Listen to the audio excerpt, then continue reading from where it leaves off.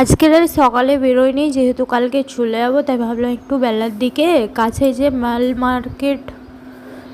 ম্যাল road আছে, তো ওখানে যাব, একটু ঘুরে টুরে চলে আসবো সন্ধ্যেবেলা।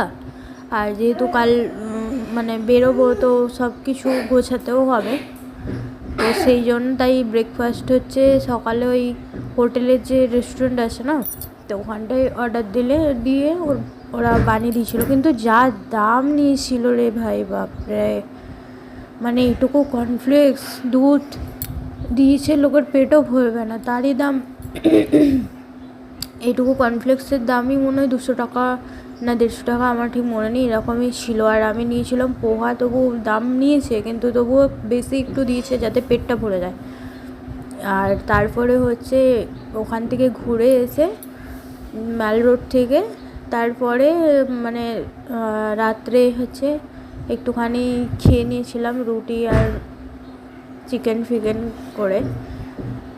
সারাদিন সেরম করে খাওয়াই হয় না, ওই সকালে খেয়েছিলাম, তারপরে রাত্রিবেলা এরকম খেয়েছিলাম। তো সেটাই তোমাদের সাথে শেয়ার করলাম। ভিডিও যদি ভালো লাগে অবশ্যই ফলো করে দিও, আর সবাই ভালো থেকো, সুস্থ থেকো, আর এরকম নতুন নতুন ভিডিও দেখতে থেকো।